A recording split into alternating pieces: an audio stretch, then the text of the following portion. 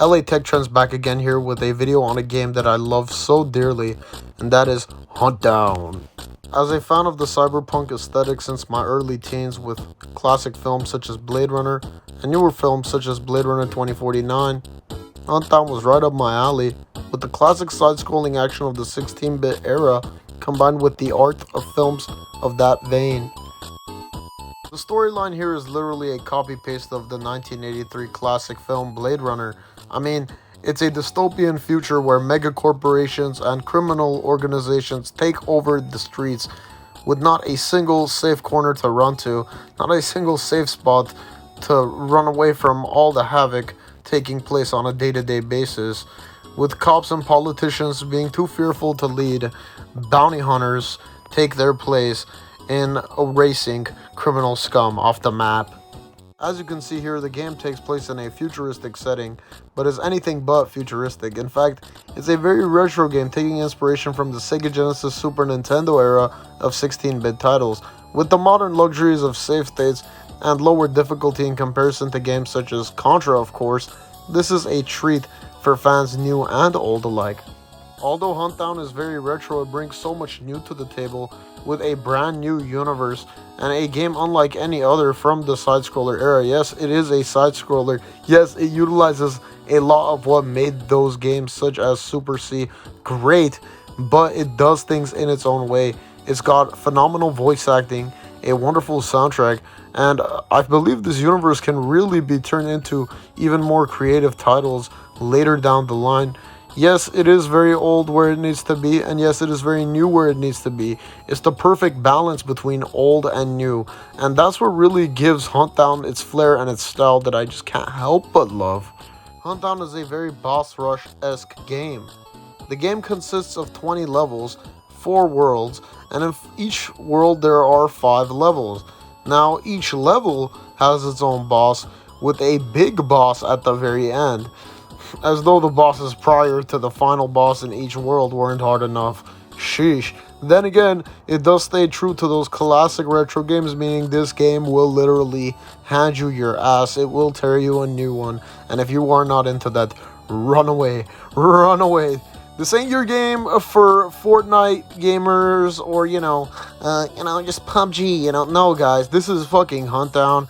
Here, no one is forgiven. If you have to die 20 times in order to beat a level, then you are going to have to, soldier. So make sure to grab those consistent HP power-ups. You'll always get health scattered along the levels. So if you utilize the power-ups and the various guns and grenades efficiently enough, you'll find yourself getting through them, but it's not uncommon for me to die about 20 times per level. This game is difficult. Warning, this game is hard. Speaking of boss battles and appropriate to the boss rush gameplay of Huntdown, this game has variety with each and every battle you encounter.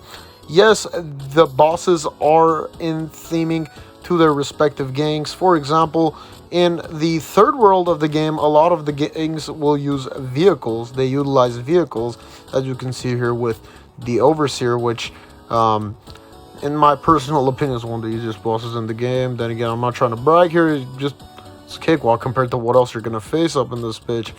But yeah, so it's mainly pattern recognition. So if you're good with the pattern recognition of the 8-bit, 16-bit era, I don't really see you having a problem. Although I feel like this could pose a challenge for new players and for youngins. Then again, this is an M-rated title, I believe. So if you're not experienced with that type of jazz, put it on easy mode.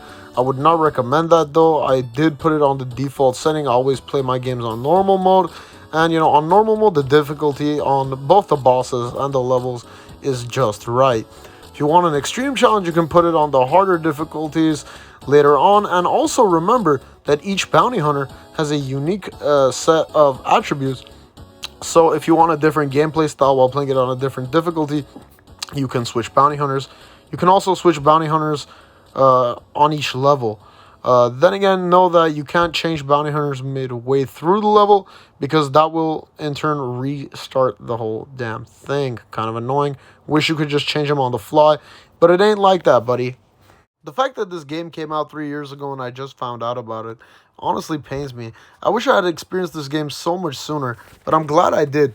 And honestly, guys, you have no reason to skip out on this game. It literally goes on sale all the time on the Nintendo eShop, I'm assuming because of poor sales.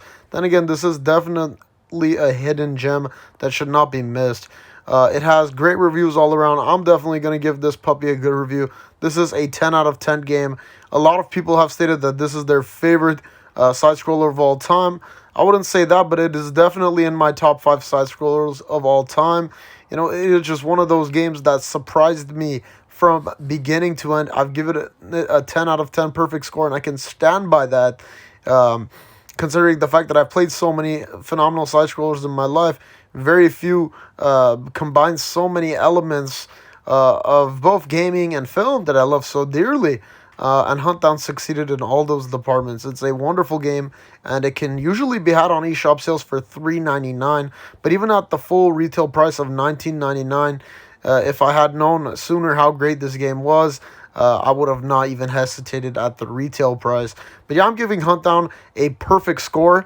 It is a 10 out of 10 game, and one that should not be missed. What are you waiting for? Go download it.